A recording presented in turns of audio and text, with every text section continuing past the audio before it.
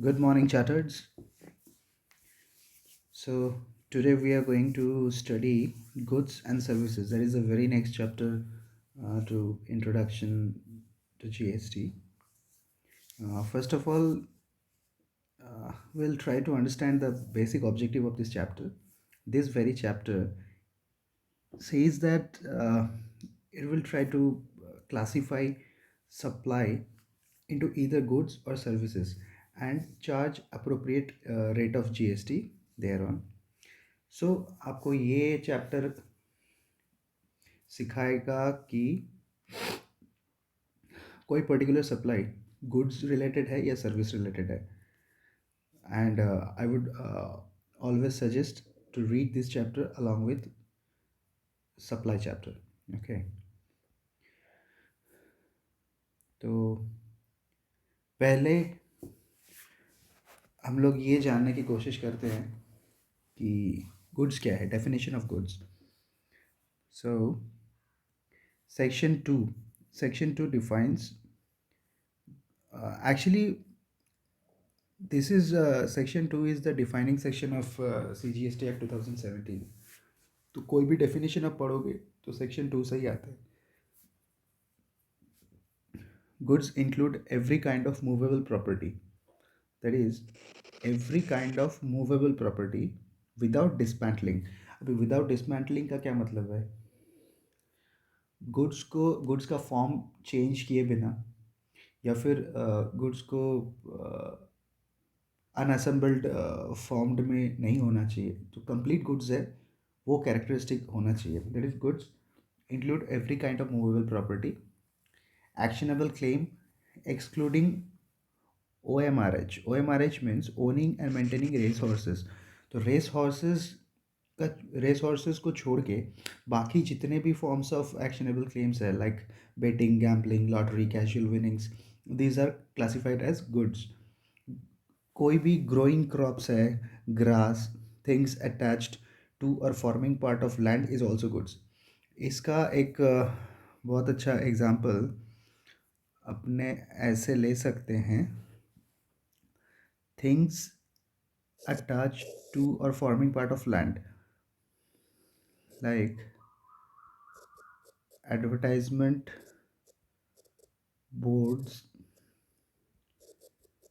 attached to land and building.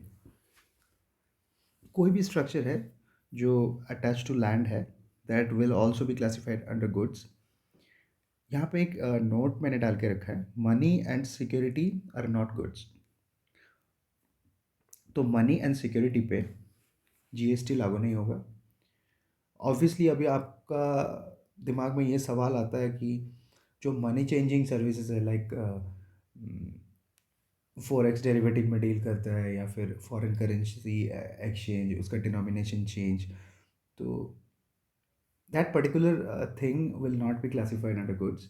However the service component of money और foreign exchange will be classified under services.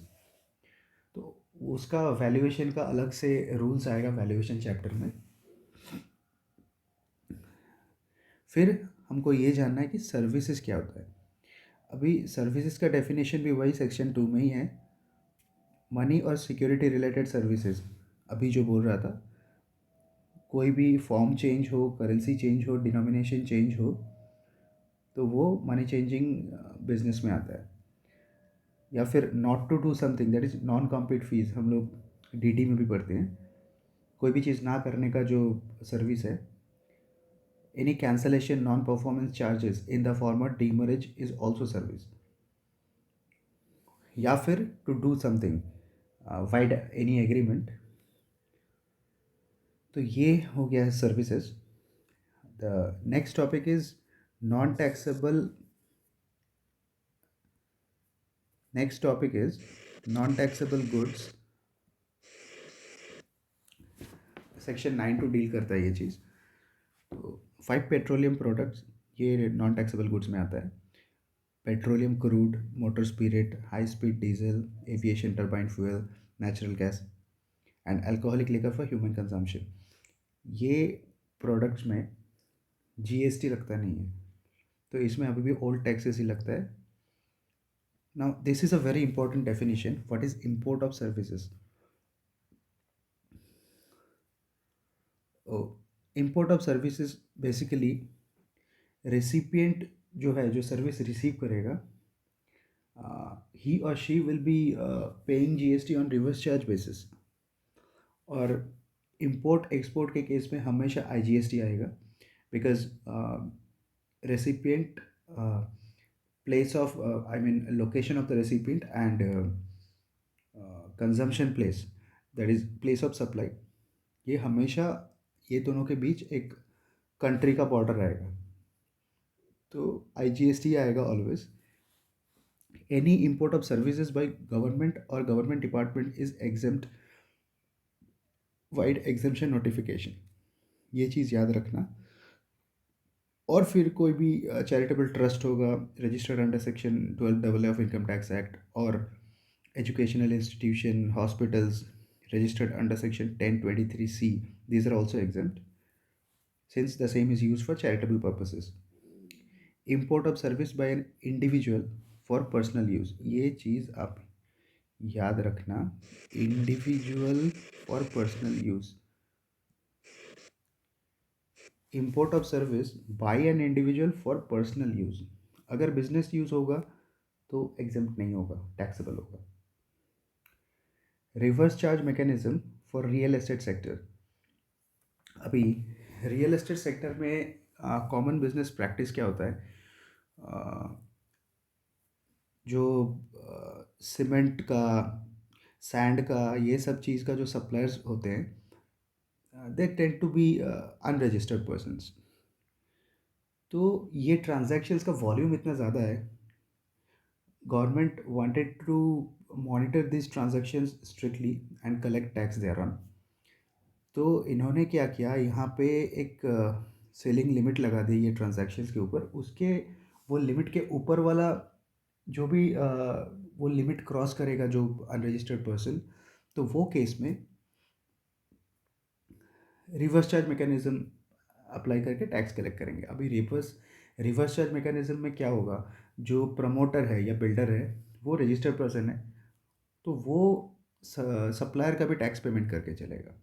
तो अभी इस चीज़ को avoid करने के लिए रजिस्टर्ड पर्सन जो है वो हमेशा ये कोशिश करेगा कि रजिस्टर्ड पर सप्लायर से ही वो सामान खरीदे.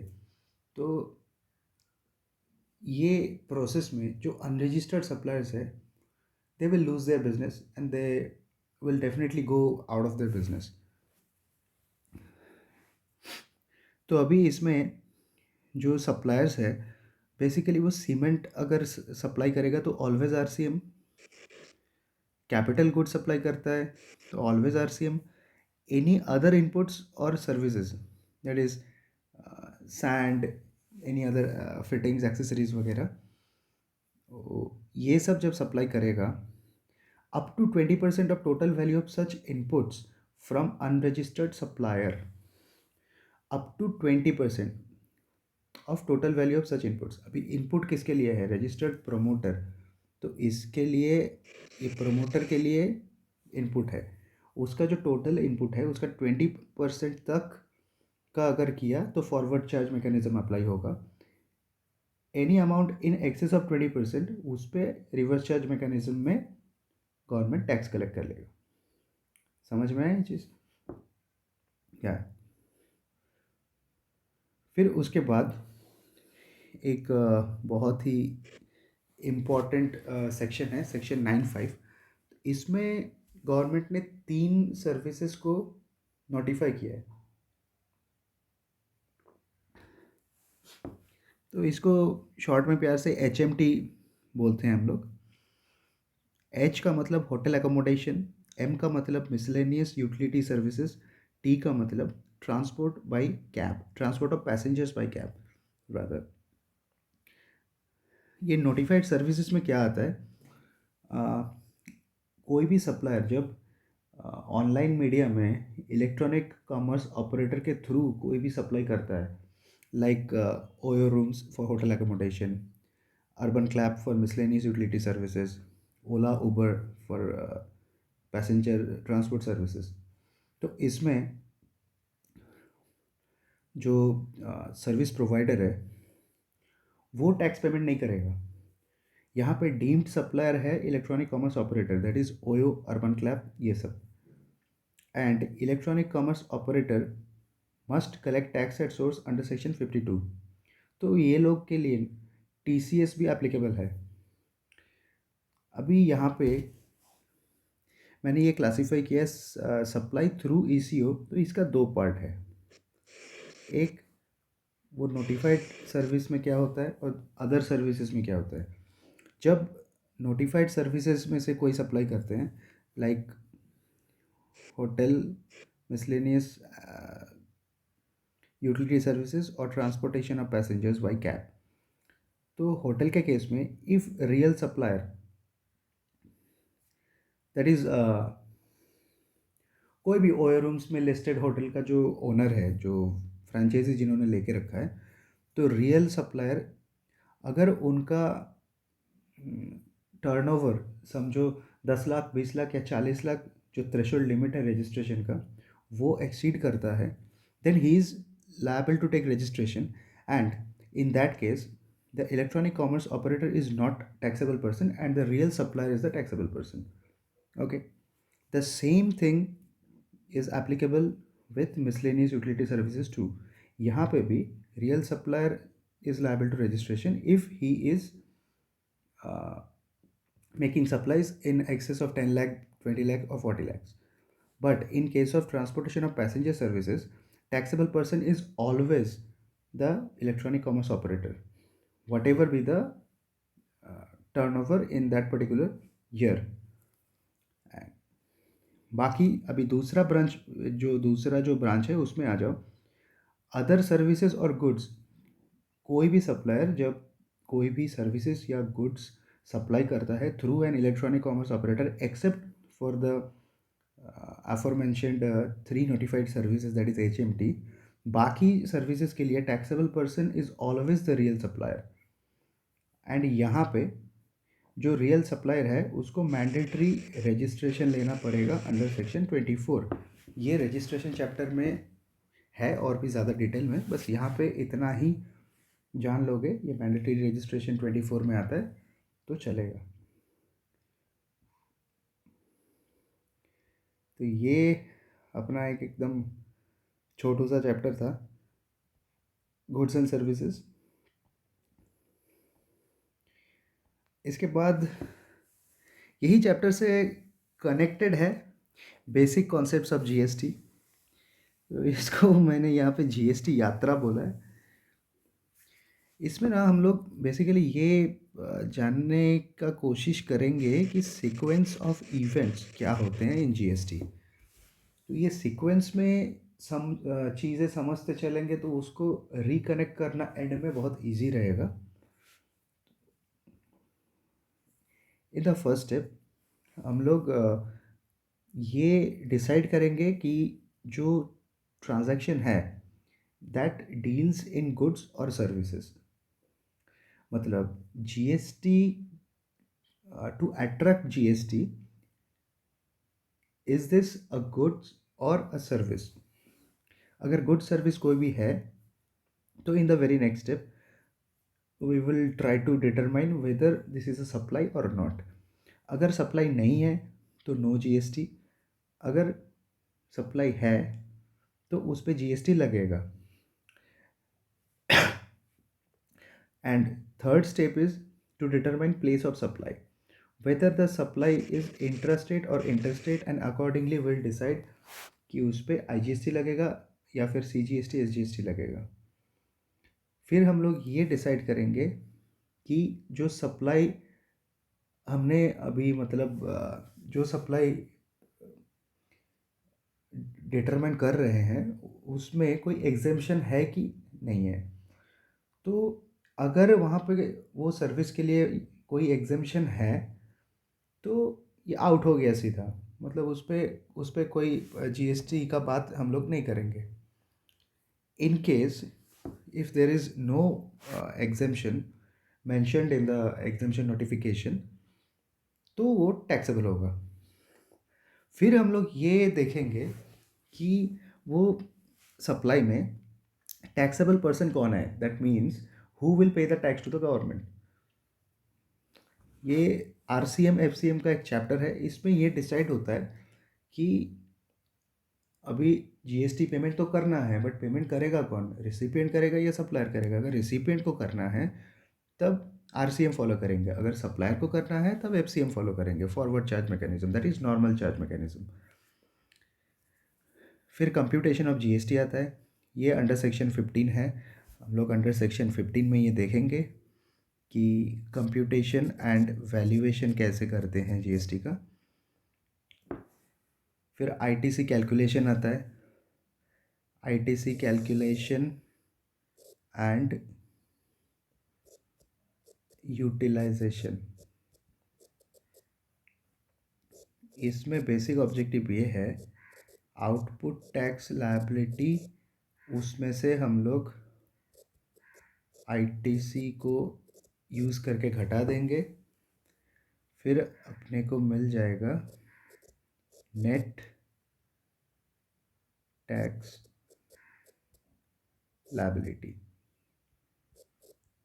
ये जो टैक्स लायबिलिटी आया, जो नेट में आया, वो ही हम लोगों को पेमेंट करना है टू द गवर्नमेंट।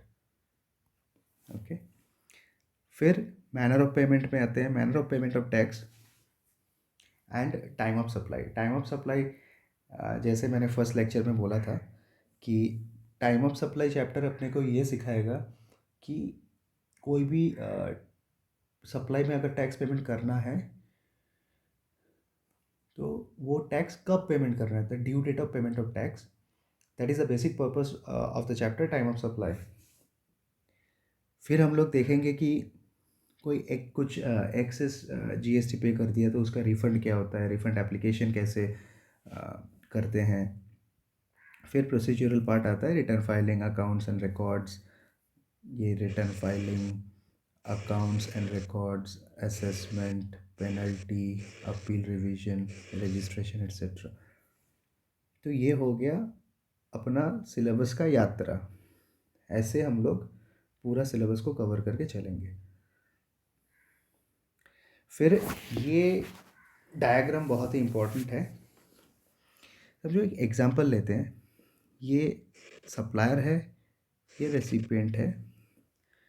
तो सप्लायर ने यहाँ पे कुछ इनपुट खरीदा, उसमें आईटीसी पेमेंट किया 10,000 का।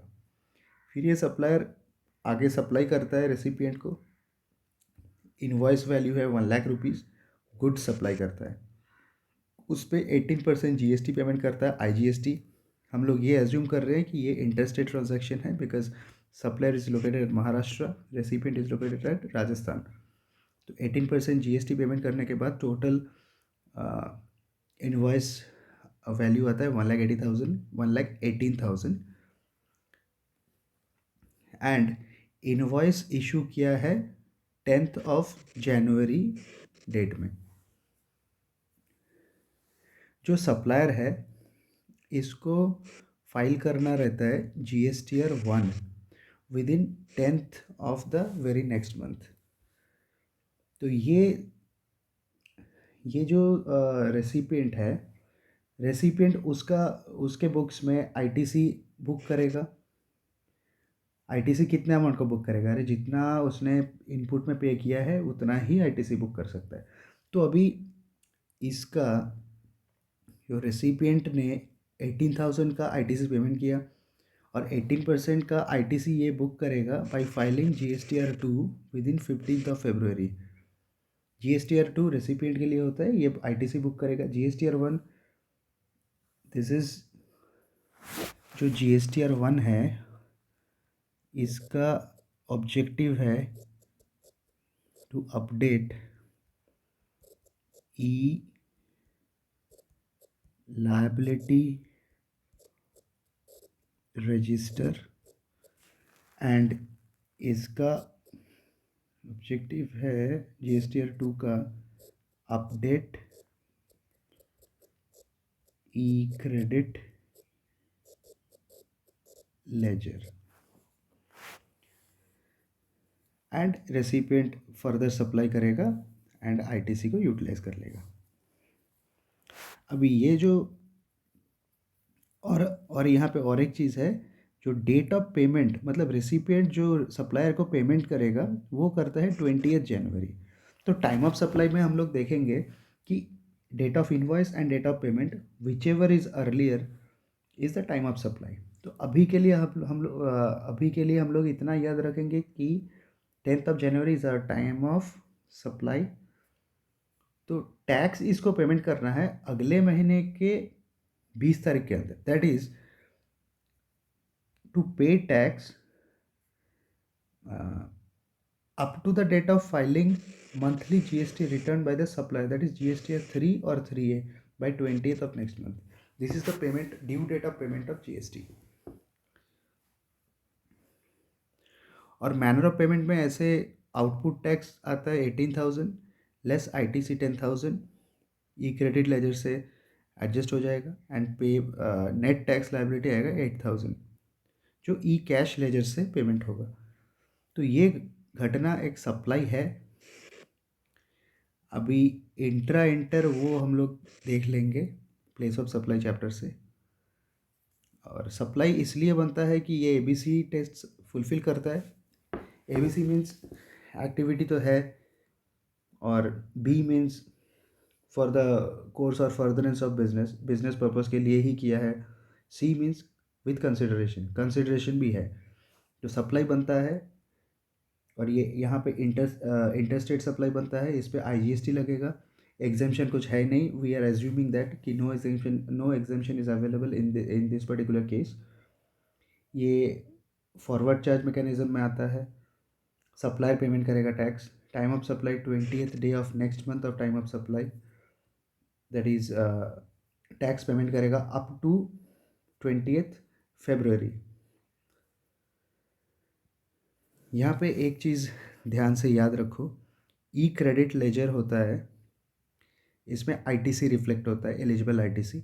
ई कैश लेजर मतलब कैश वॉलेट, जो हम लोग जैसे आजकल पेटीएम वॉलेट आता है ना, ये सब जो समझो अपने बैंक अकाउंट से ई कैश लेजर में 10,000 रुपीज़ ट्रांसफ़र किया, तो वो ई कैश लेजर में रिफ्लेक्ट होगा अमाउंट। वो अमाउंट से हम लोग कोई भी टैक्स पेनल्टी इंटरेस्ट ये सब पेमेंट कर सकते हैं। हाँ, यहाँ पे एक नोटेबल चीज़ है कि जो ई क्रेडिट लेजर है वो सिर्फ ITC पर्पस के लिए ही यूज़ होगा, उसमें से हम लोग पेनल्टी इंटरेस्ट ये सब का पेमेंट नहीं कर सकते। पेनल्टी इंटरेस्ट का payment only E cash laser से ही होगा। The tax payable on RCM can not be paid by using E credit laser. मतलब RCM में कोई भी समझो इनपुट में हम लोग कोई सर्विस लिया जिसमें रिवर्स चार्ज मैकेनिज्म अप्लाई होता है, तो रेसिपिएंट को टैक्स पेमेंट करना है गवर्नमेंट को RCM बेसिस में। ये जो टैक्स पेमेंट है ये हमेशा कैश में ही पेमेंट करना होगा। इसके लिए ई क्रेडिट लेजर का जो बैलेंस पड़ा हुआ है वो यूटिलाइज नहीं कर सकते। ये बाद में ITC के सम्स करने में ये कॉन्सेप्ट बहुत काम आता है। तो definitely this is a very important concept.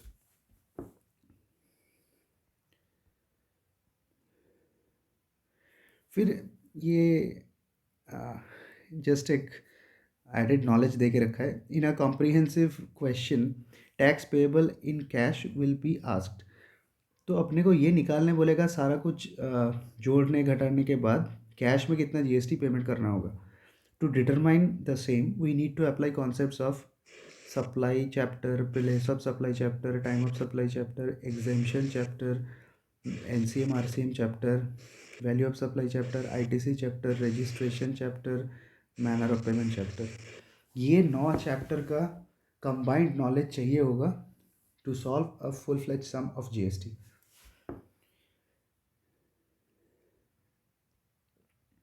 फिर एक बड़ा ही इम्पोर्टेंट डेफिनेशन आता है, ये भी सेक्शन 2 से ही उठ के आया है।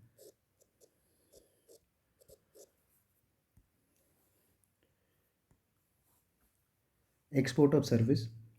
If any transaction qualifies below 5 conditions, it constitutes a export of service. अभी ये 5 कंडीशन क्या है? Supplier is located in India, recipient is located outside India, place of supply is outside India, payment is received by supplier in convertible foreign exchange.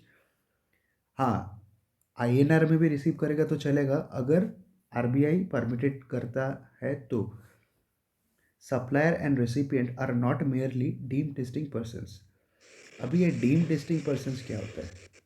Deemed distinct persons मतलब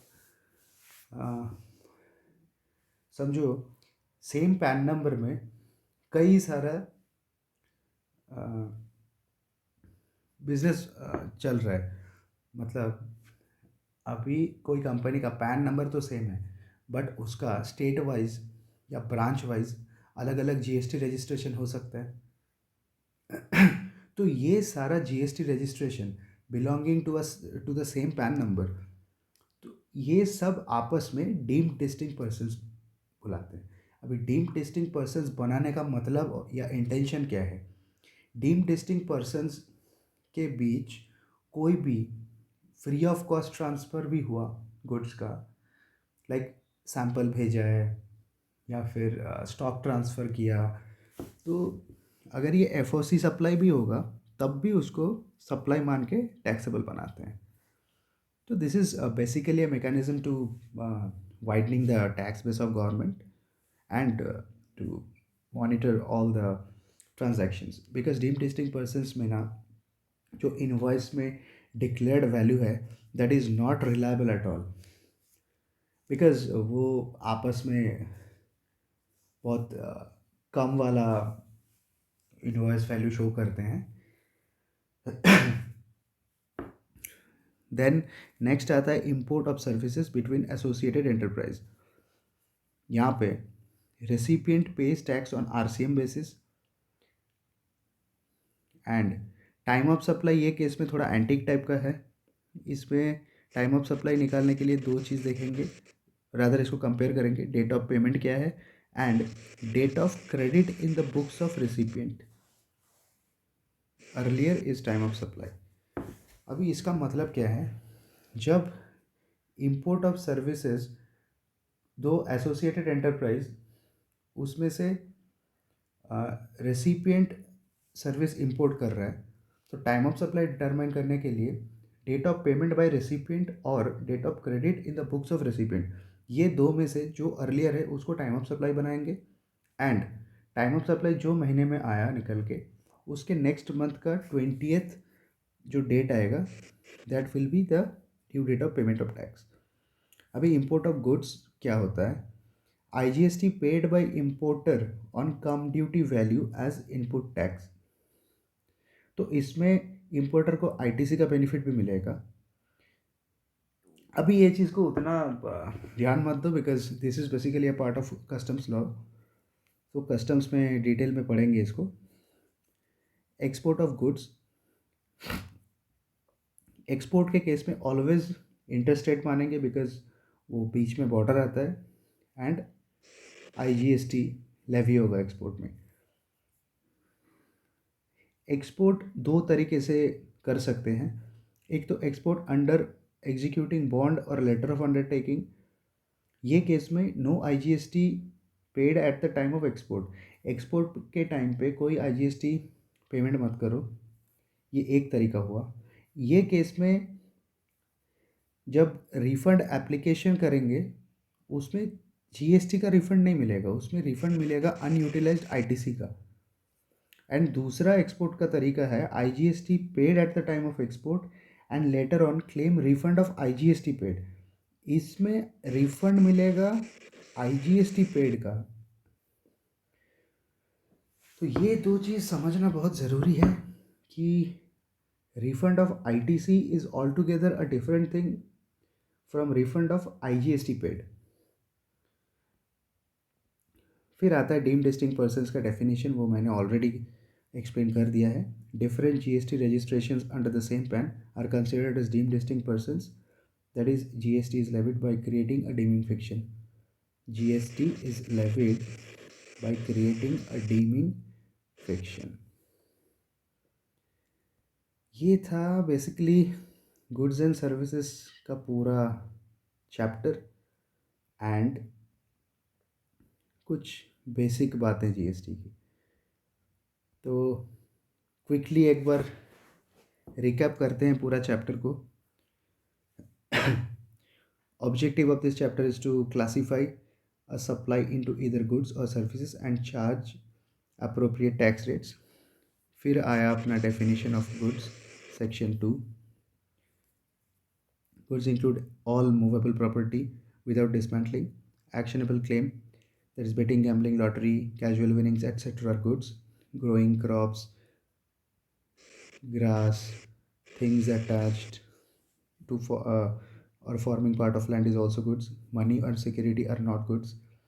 फिर आया अपना services section 2, money changing business, not to do something, non compete fees, cancellation, non performance charges, to do something, these are all services.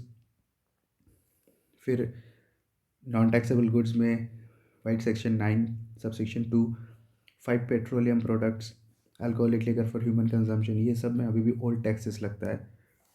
ये सब में अभी भी old taxes लगता है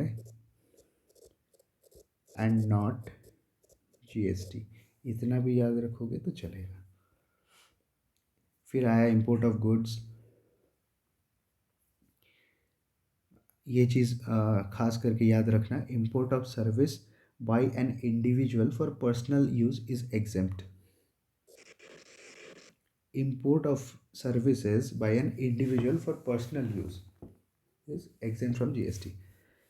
फिर RCM for real estate sector, एक तो हो गया cement always RCM, capital goods always RCM, other inputs and input services, इसमें वो लिमिट आएगा up to be 20% forward charge, in excess of 20% reverse charge. फिर आया notified services white section 9 sub section 5, HMT वाली services, hotel accommodation, miscellaneous, utility, transport by cab. इसमें electronic commerce operator will be the deemed supplier and it needs to collect tax at source under section 52. supply through supply through electronic commerce operator, तो 3 notified services के case में taxable person will be the electronic commerce operator subject to the registration liability of the real supplier. फिर any other services goods supply through electronic commerce operator, यहाँ पे real supplier is a taxable person and mandatory registration under section 24. फिर basic of GST यात्रा, जो GST यात्रा का जो discussion हुआ अपना सीक्वेंस ऑफ इवेंट्स, पहले देखेंगे गुड्स और सर्विसेज, फिर सप्लाई और नॉट, फिर प्लेस ऑफ सप्लाई, इंट्रा और inter state, any exemption is there और नॉट, रिवर्स चार्ज मैकेनिज्म या forward charge mechanism, computation of GST under section 15, ITC calculation and utilisation, output tax liability minus ITC use करो, net tax liability payment करो, manner of payment of tax, time of supply, फिर देखेंगे refund का क्या situation बनता है, फिर procedural parts, और ये यहाँ पे पूरा सप्लायर एंड रिसिपिएंट को कनेक्ट करके जीएसटीआर 1, जीएसटीआर 2, जीएसटीआर 3 और 3A, तो ये पूरा जीएसटी का एक कनेक्टेड डिस्कशन है। ये सब ज़्यादा रेलिवेंट लगेगा ये सब चैप्टर्स होने के बाद। फिर ई क्रेडिट लेजर, इसमें आईटीसी आईटीसी का बैलेंस रिफ्लेक्ट होता है। ई कैश लेजर, जो कैश रिचार्ज वॉलेट है, यहाँ से और कैश में हम लोग कोई भी पेमेंट कर सकते हैं, tax, interest, penalty etcetera. E liability register, यहाँ पे tax liability of the supplier ये रिफ्लेक्ट होता है। फिर ये याद रखना है, tax payable on RCM can not be paid by using E credit ledger, it has to be paid by E cash ledger only. फिर एक्सपोर्ट ऑफ सर्विस आया था, इसमें 5 condition, supplier is located in India, recipient located outside India, place of supply outside India, payment received by supplier in convertible foreign exchange, INR भी चलेगा in case of RBI granted permission. Supplier and recipient not merely deemed distinct persons. फिर देखा import of services between associated enterprises, recipient payment tax on RCM basis, time of supply निकालने के लिए दो चीज़ देखे, डेट ऑफ पेमेंट और date of credit in books of recipient whichever is earlier is time of supply, input of goods not that relevant, export of goods दो तरीका है, बॉन्ड और LUT, जहाँ पे IT से रिफंड मिलेगा and IGST पे करके एक्सपोर्ट किया तो वो केस में refund of IGST. Deemed distinct persons, different GST registrations under the same PAN are considered as deemed distinct persons. That's it. ये लेक्चर को यहीं पे अपने ख़त्म करेंगे. Hope you guys enjoyed the lecture and hope it will help in your preparation as well. So signing off for now.